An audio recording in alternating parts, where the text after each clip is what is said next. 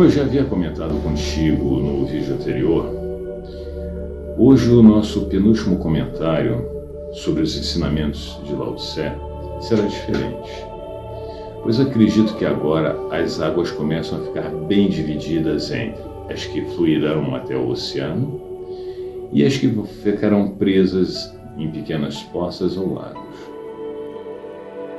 Aqueles que estão fluindo em harmonia com esses ensinamentos certamente entenderão com facilidade as ideias que irei compartilhar. Porém, os que seguem esse rio de forma confusa e inconstante também vão entender de forma mais clara que estão perdendo uma oportunidade preciosa. Nós iremos fazer uma revisão dos versículos 61 até os 70, pois, como eu já disse, a repetição é uma das técnicas utilizadas pelo Tao Te Ching para explicar de forma bem clara os ensinamentos contidos nele. No versículo 61, o assunto abordado é a humildade, pois Lao Tse mostra de forma clara que este tesouro é fundamental para a construção da nossa felicidade plena e sabedoria. A humildade é um tesouro que nos proporciona aprender com as manifestações que chegam até a nossa vida, pois ela nos permite entender que não temos controle sobre as situações, já que só podemos controlar os nossos pensamentos e ações. Quando somos humildes, o Ti fortalece o nosso entendimento, pois esta é mais uma das regras universais. Pois, como o livro afirma, os rios fluem para os mares e oceanos porque estão abaixo deles. No versículo seguinte, Lao Tse mostra mais uma vez que o Tao é a origem e o destino de tudo que existe no universo, sendo especial para as pessoas boas e um refúgio para as pessoas ruins.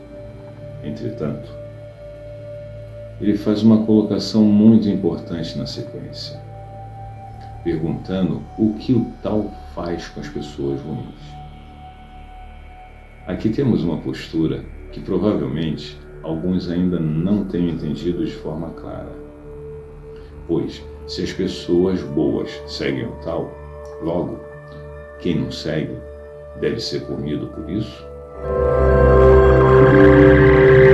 Você precisa entender que o Tao Te Ching não prega virtudes nem embuches, pois ele mostra que o universo que conhecemos é dual e ambas as posturas fazem parte da evolução universal.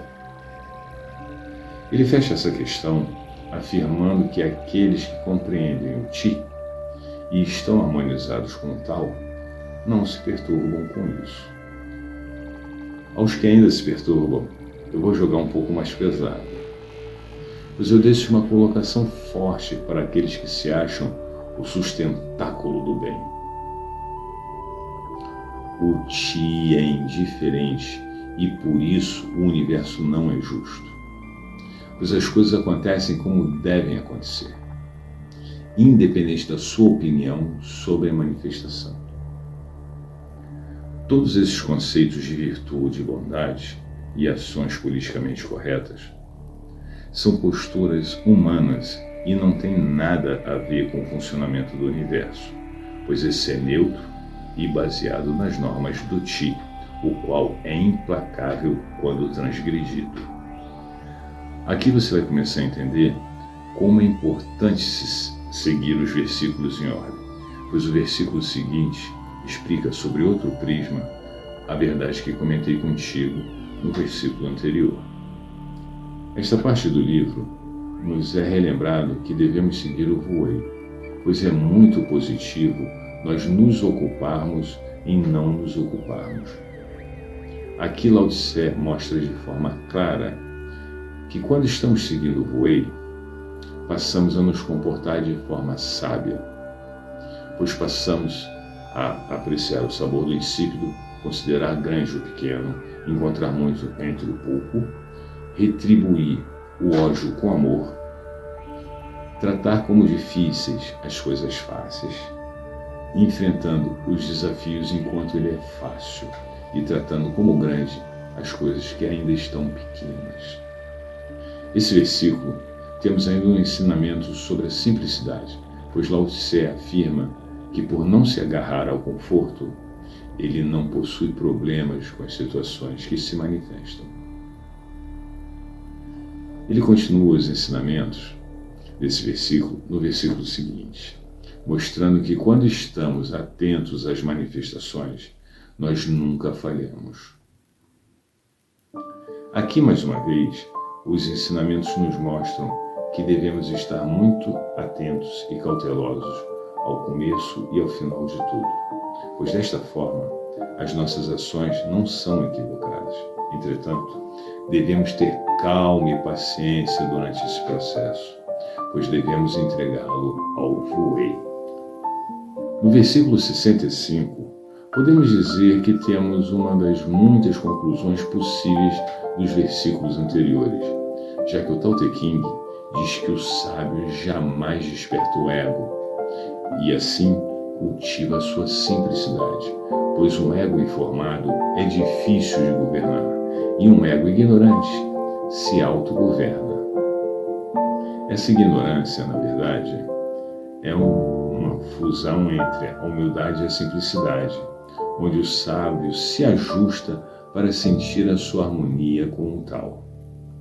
Quando isso acontece, este automaticamente passa a ser exemplo para aqueles que conseguem entender a misteriosa virtude. No versículo seguinte, esta questão do exemplo do sábio é explicada de forma brilhante, pois Lao Tse mostra que o sábio não mostra o seu peso e lidera ao lado dos demais, fazendo com que as pessoas acreditem que elas chegaram aonde chegaram de forma natural, sem perceber a condução suave elaborada por ele. No versículo 67, nos é mostrado mais uma vez as ferramentas que o sábio usa em sua vida, pois são elas que nos conferem a sabedoria. Estes tesouros são a humildade, a paciência e a dedicação, pois sem essas três ferramentas, fica impossível se alcançar a sabedoria pregada por esta linha filosófica. No versículo seguinte, o livro reforça a importância da prática dos três tesouros, mostrando a sua funcionalidade na vida de cada um de nós. No penúltimo versículo, Lao Tse mostra que a paciência e a atenção são peças básicas da condução suave e que a ansiedade para alcançarmos os nossos objetivos é fatal. Ele conclui essa parte dos seus ensinamentos mostrando, mais uma vez, que todos aqueles que desejam ser um pouco mais sábios do que ontem precisam entender a simplicidade desta sabedoria, pois quando isso acontece, a sabedoria brota das profundezas da nossa essência e este conhecimento não precisa ser ostentado. Eu realmente espero que você tenha entendido como é importante você seguir esses ensinamentos em Yunnan na ordem que eu sugiro no começo desse canal, pois esses ensinamentos são equivalentes a um livro que ensina como construir um avião. Se você pular as páginas, o seu avião não vai sair do chão, e se ele voar, esse voo pode ser bem perigoso. Se este é seu caso, inicie seus estudos seguindo a sugestão que eu te dou no vídeo O Caminho do Meio. Se você seguiu em ordem até aqui e mesmo assim o seu avião ainda não está ligando os motores, volte ao começo, pois faltou alguma informação importante. Se você está com os motores ligados e pronto para decolar, tenha calma, pois você precisa ainda aprender a pilotar esta máquina, pois a sua decolagem vai acontecer depois que a torre de controle liberar. Em breve estaremos decolando, porém estaremos sempre aprendendo a pilotar esta aeronave, pois, como diz Lao Tse, a melhor maneira de conhecer a nossa imperfeição é buscando a perfeição. Agora estamos entrando na reta final desses ensinamentos do Tao Te Ching, pois só faltam mais 11 versículos para concluirmos essa parte dos nossos estudos.